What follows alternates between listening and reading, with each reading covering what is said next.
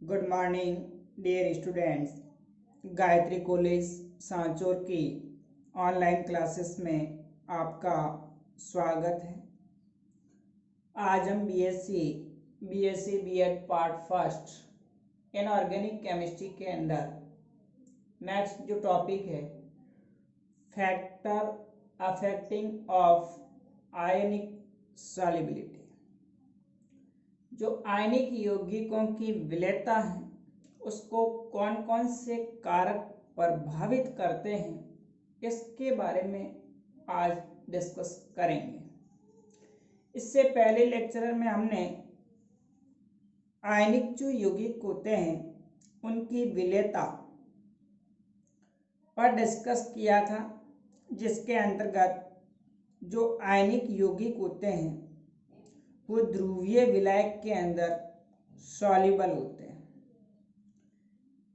जब आयनिक यौगिक को हम ध्रुवीय विलायक के अंदर डिजॉल्व करते हैं तो उस आयनिक यौगिक के मध्य उपस्थित जो आयनिक बंध होता है वो टूट जाता है, जिससे उस ध्रुवीय आयन का धनावेशित सिरा ऋणावेशित आयन से तथा ऋणावेशित सिरा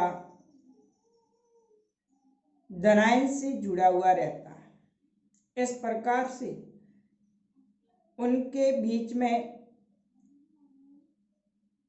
विलेयता के कारण एक ऊर्जा मुक्त होती है, जिसको हम विलयन ऊर्जा, सॉल्वेशन एनर्जी या जल योजन ऊर्जा कहा जाता है।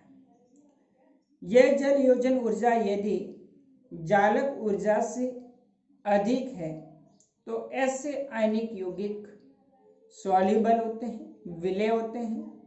लेकिन यदि जिन आयनिक यौगिकों में जालक ऊर्जा का मान अधिक होता है तो ऐसे आयनिक यौगिक जल में या जो भी ध्रुवीय विलायक होंगे उनमें अविलेय रहते हैं। आज हम देखिए जो आयनिक यौगिकों की विलेयता है वो दो कारक यानी जो जालक ऊर्जा और विलायकन ऊर्जा है उस पर डिपेंड करती है।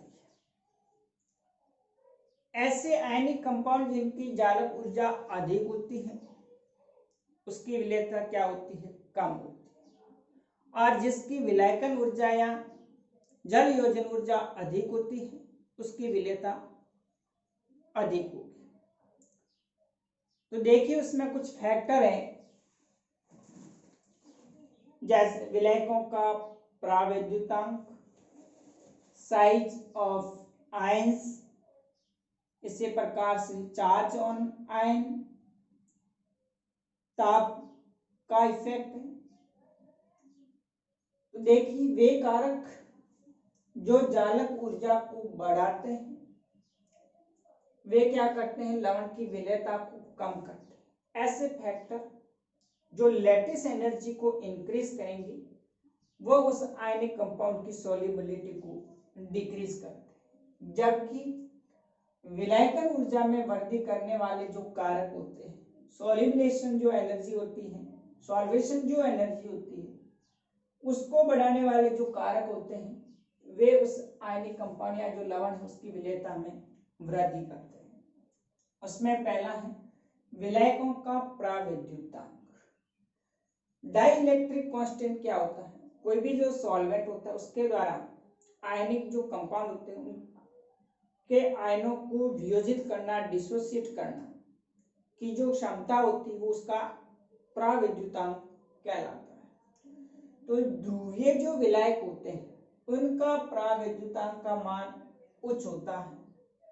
उच्च होने के कारण क्या करते हैं, आयनिक ठोस में उपस्थित जो आयनों के बीच वैद्युत स्थितिक आकर्षण बल होता है, इलेक्ट्रोस्टैटिक जो फोर्स होता है उसको क्या कर देते हैं, दुर्बल कर देते हैं, वीक कर देते हैं। एक रिलेशन है, सॉल्यूलेशन एनर्जी इक्वल टू होता है Z plus Z minus E square upon 2r into 1 minus 1 upon epsilon. That means जो सॉल्यूशन एनर्जी होती है वो एप्सिलॉन के डायरेक्टली प्रोपोर्शनल होती है। यानी इस dielectric 1 minus 1 upon epsilon है, तो इस डाई इलेक्ट्रिक, यहाँ पर एप्सिलॉन क्या है, डाई इलेक्ट्रिक कांस्टेंट प्रावैद्युतांक है। तो इस प्रावैद्युतांक का मान बढ़ने के साथ सॉल्यूशन एनर्जी है, उष्मा है, वो भी ज्यादा रिन्यू होगी। दैट मीन्स वो आयनिक कंपाउंड सबसे अधिक सॉल्युबल होता है। अतः जल का प्रावैद्युतांक का मान 81 dBi उच्च होने से ये आयनिक यौगिकों के लिए बहुत अच्छा गुड सॉल्वेंट होता है। आप देख रहे हैं मैक्सिमम आयनिक कंपाउंड होते हैं वो वाटर में डिजॉल्व होते हैं। दूसरा है साइज ऑफ आयंस। आयनिक जो आकार होता है उस पर भी डिपेंड करता है। विलायकन ऊर्जा तथा जालक ऊर्जा आयनिक आकार पर निर्भर करते हैं। जो आयनिक कंपाउंड के आयन जिसमें धनायन है और ऋणायन है, उनका आकार किस प्रकार से है उस पर भी विलायकन ऊर्जा और जालक ऊर्जा दोनों डिपेंड करेगी। आयनिक त्रिज्या में वृद्धि के साथ साथ विलायकन ऊर्जा तथा जालक ऊर्जा में कमी होती जाती है। जैसे जैसे धनायन और ऋणायन उनमें साइज बढ़ने के साथ बॉन्ड क्या हो जाएगा, वीक हो जाएगा। तो उस कंडीशन में विलायकन ऊर्जा और जालक ऊर्जा दोनों में क्या होती है, कमी होती है। U इज डायरेक्टली प्रोपोर्शनल है 1 upon R plus plus R minus. यहाँ पर R प्लस है धनायन की त्रिज्या और R माइनस है वो ऋणायन की त्रिज्या। यानी जितना साइज छोटा होगा तो उसकी लैटिस एनर्जी उतनी क्या होगी, अधिक होगी। बीच में उनके इलेक्ट्रोस्टैटिक फोर्स बहुत ज्यादा होगा। इसी प्रकार से जब छोटी साइज होगी तो सॉल्यूशन एनर्जी क्या हो जाएगी, अधिक होगी, इजीली वो सॉल्युबल होगा। यानी जब साइज छोटी जालक ऊर्जा अधिक, साइज बड़ी जालक ऊर्जा कम। इसी प्रकार से सॉल्यूशन एनर्जी भी, आयनों का आकार बड़ा होगा तो सॉल्यूशन एनर्जी कम होगी, और यदि आयनों का आकार छोटा होगा तो सॉल्यूशन एनर्जी अधिक होती है। अब यहाँ पर एक और ध्यान रखना कि यदि एक आयन का आकार दूसरे आयन की तुलना में बहुत अधिक है, एक दोनों अलग अलग धनायन होता है, दूसरा ऋणायन होता है, यदि एक की साइज छोटी दूसरे की साइज बड़ी है तो विलायक संकरण ऊर्जा जो होती है वो छोटे आयन की त्रिज्या के व्युत्क्रमानुपाती होती है। यानी हाइब्रिडाइजेशन जो सॉल्यूशन एनर्जी है, विलायकन संकरण जो ऊर्जा है वो इनवर्सली प्रोपोर्शनल होती है धनायन की त्रिज्या के R plus. H is directly proportional 1 upon R plus. यहाँ पर ऋणायन का आकार बहुत बड़ा है, धनायन का आकार छोटा है। जब धनायन का आकार छोटा होगा तो सॉल्यूशन एनर्जी क्या होगी, अधिक होगी। अतः धनायन के आकार में वृद्धि के साथ साथ लवण की विलेयता क्या होती है, घटती जाती है। जैसे जैसे R प्लस धनायन का आकार बढ़ता जाएगा वैसे वैसे सॉल्युबिलिटी क्या होती जाएगी, डिक्रीज होती है। जैसे आप देख रहे हैं विशेषकर ये ऐसे एनायन जिनका आकार धनायन की तुलना में बहुत बड़ा है, जैसे कार्बोनेट्स होते हैं, सल्फेट्स जो होते हैं, उनके साथ में ये जो कैटायंस होते हैं उनके साइज में वृद्धि के साथ सॉल्युबिलिटी होती है वो डिक्रीज होती है। जैसे आप देख रहे हैं मैग्नीशियम सल्फेट है, कैल्शियम सल्फेट है, स्ट्रांशियम सल्फेट है, barium sulphate, alkali earth metal, क्षारीय मृदा धातु है, उनकी साइज अप टू डाउन आप देख रहे हैं बढ़ रही है। मैग्नीशियम, उसके बाद कैल्शियम, उसके बाद स्ट्रांशियम, सबसे ज्यादा बड़ा आकार बेरियम आयन का। तो साइज बढ़ने के साथ देखिए सल्फेट आयन के साथ में बेरियम सल्फेट होता है वो लेस सॉल्युबल होता है, सबसे कम विलेय होता है। मैग्नीशियम सल्फेट सबसे अधिक सॉल्युबल, उससे कम कैल्शियम सल्फेट, उससे कम स्ट्रांशियम सल्फेट और सबसे कम बेरियम सल्फेट होता है। ये किसके लिए, विशेषकर जो एनाइंस होते हैं जिनका साइज इस कैटायन की तुलना में बहुत बड़ा है, कार्बोनेट सल्फेट, वे ही इस एल्कली अर्थ मेटल के साथ साइज बढ़ाने की उसकी सॉल्युबिलिटी को डिक्रीज करते हैं। अगर एल्कली मेटल है, क्षार धातु है, उसके साथ में जैसे लिथियम फ्लोराइड है, लिथियम क्लोराइड है, लिथियम ब्रोमाइड है, लिथियम आयोडाइड है, तो एनायन के आकार में वृद्धि के साथ साथ भी जो सॉल्युबिलिटी है वो क्या होती जाती है, बढ़ती जाती है। तो एनायन के आकार में वृद्धि के साथ में सॉल्युबिलिटी है वो बढ़ती है।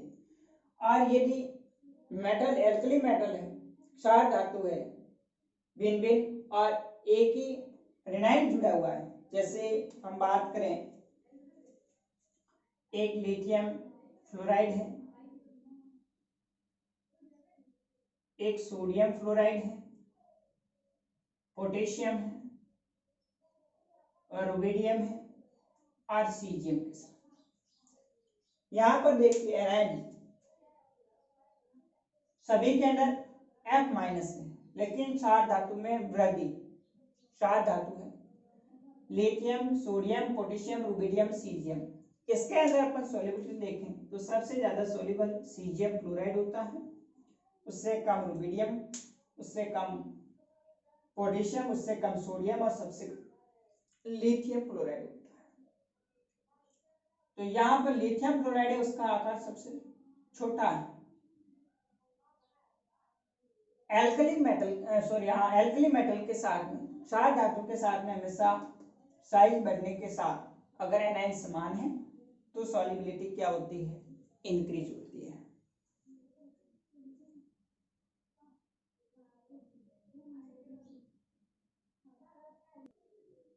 क्योंकि जो सामान्य आकार होता है उस सामान्य आकार में जालक ऊर्जा का मान होता है वो विलयन ऊर्जा की तुलना में तेजी से कम होता है। इस कारण से हम वर्ग में ऊपर से नीचे जाने पर जो विलेयता है वो बढ़ती है। अब देखिए नेक्स्ट तीसरा फैक्टर है आयनिक आवेश।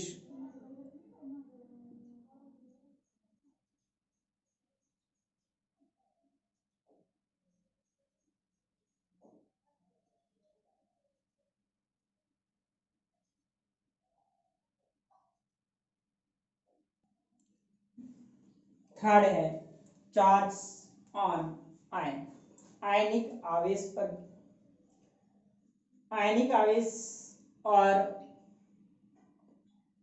आयनिक जो आकार है वो लगभग एक समान है, क्योंकि आवेश जो होगा आयनों का उसी पर आयनिक आकार डिपेंड करेगा।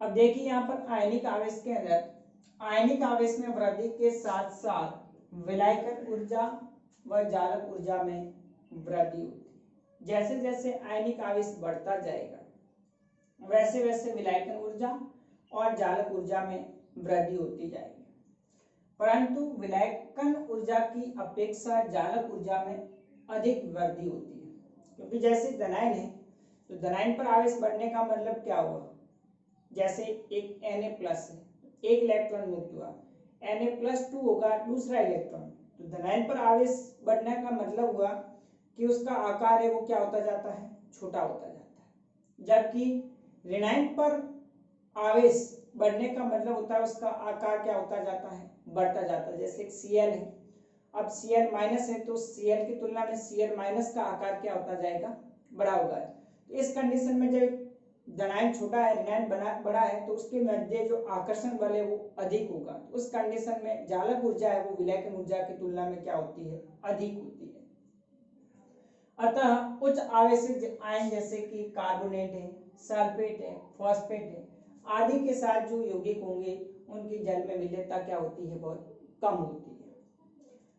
फोर्थ है पोलैरिटी ऑफ आयंस, आयनों की ध्रुवता, यानी आयनों के आकार में वृद्धि के साथ पोलैरिटी जो होती है, ध्रुवणता जो होती है उसमें क्या होती है, वृद्धि होती जाती है। अभी जैसे मैंने बताया एक धनायन है एक दूसरा ऋणायन है, तो जब धनायन का आकार छोटा होगा और ऋणायन का आकार बड़ा होगा तो इस कंडीशन में ये धनायन रिनाइन को सबसे अधिक ध्रुवित करेगा।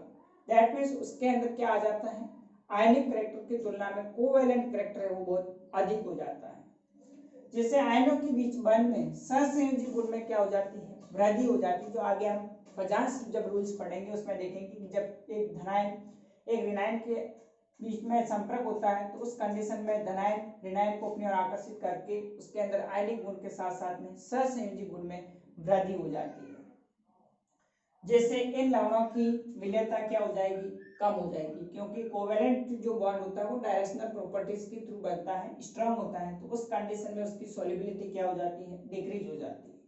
ऋणायनों के आकार में वृद्धि से ध्रुवणता में वृद्धि होती है। जैसे जैसे ऋणायन का आकार बढ़ता जाएगा पोलरिबिलिटी जो होगी वो भी क्या होती जाएगी, बढ़ती जाएगी। इस आधार पर हम देखें जब सिल्वर हैलाइड की जो विलेयता का क्रम होता है उसमें सबसे अधिक सॉल्युबल सिल्वर फ्लोराइड होता है, उससे कम सिल्वर क्लोराइड, उससे कम सिल्वर ब्रोमाइड और सबसे कम सिल्वर आयोडाइड होता है, क्योंकि FCl Br और I होता है उसका आकार सबसे बड़ा होता है, जो इस Ag के साथ में सबसे अधिक कोवेलेंट कैरेक्टर रखेगा, इसलिए इसकी सॉल्युबिलिटी सबसे कम होती है। ऐसे धनायन जिनकी संरचना 18 इलेक्ट्रॉन के समान यानी जिसमें 18 इलेक्ट्रॉन प्रेजेंट है, इस प्रकार उनकी स्ट्रक्चर हो तो वे 8 इलेक्ट्रॉन वाले धनायन की अपेक्षा अधिक ध्रुवण क्षमता दर्शाते हैं। उनकी जो ध्रुवण क्षमता होती है, पोलराइजेबिलिटी जो होती है वो सबसे अधिक होती है, और ऐसे ऋणायनों की ध्रुवणता से विलेयता में क्या हो जाती है, कमी हो जाती है। जैसे KCl और CuCl की बात करें तो यहाँ पर KCl की सॉल्युबिलिटी है वो CuCl की तुलना में अधिक होगी, क्योंकि यहाँ पर कॉपर उसमें 18 इलेक्ट्रॉन, जबकि पोटेशियम आयन तो इसमें 18 इलेक्ट्रॉन धनायन है, दोनों धनायन है Cu और पोटेशियम, तो इस कंडीशन में यहाँ पर जो 18 इलेक्ट्रॉन वाले कैटायन जो होते हैं उसकी जो सॉल्युबिलिटी होती है वो क्या होती है, कम होती है, तो उनके साथ में जो ऋणायन है उसकी ध्रुवता में विलेयता से क्या आएगी, कमी आएगी। इसी प्रकार NaCl है वो CuCl की तुलना में ज्यादा सॉल्युबल होता है। लास्ट है इफेक्ट ऑफ टेम्परेचर, ताप का प्रभाव। ताप के प्रभाव में जब हम कोई भी आयनिक कंपाउंड होता है उसको सॉल्वेंट में डिजॉल्व करते हैं तो सॉल्यूशन जो प्राप्त होता है उसमें दो प्रोसेस होते हैं, एक एक्सोथर्मिक प्रोसेस होता है, दूसरा एंडोथर्मिक। अगर किसी विलेय को विलायक में डालने पर उसमें से ऊष्मा बाहर निकलती है तो इस प्रकार का प्रोसेस एक्सोथर्मिक ऊष्माक्षेपी प्रक्रम कहलाता है। और ऐसे आयनिक कंपाउंड जिसको सॉल्वेंट में डालने पर जो सॉल्यूशन उसमें ऊष्मा का एब्जॉर्प्शन होता है तो उस प्रोसेस को हम एंडोथर्मिक प्रोसेस ऊष्माशोषी प्रक्रम कहा जाता है। तो एक्सोथर्मिक प्रोसेस में ऊष्मा बाहर निकलेगी तो उस समय उसकी सॉल्युबिलिटी सबसे अधिक होगी, और एक्सोथर्मिक जो एंडोथर्मिक प्रोसेस होगा उसके लिए सॉल्युबिलिटी क्या होगी, कम होती है। तो ये जो मेन फैक्टर थे आयनिक यौगिक की सॉल्युबिलिटी को प्रभावित करते हैं। अब हम नेक्स्ट आगे पोलराइजिंग पावर और पोलराइजेबिलिटी जो आयंस की जिसमें फजांस जो रूल्स हैं उसके बारे में डिस्कस करेंगे। आज के लिए इतना ही। Okay, thank you.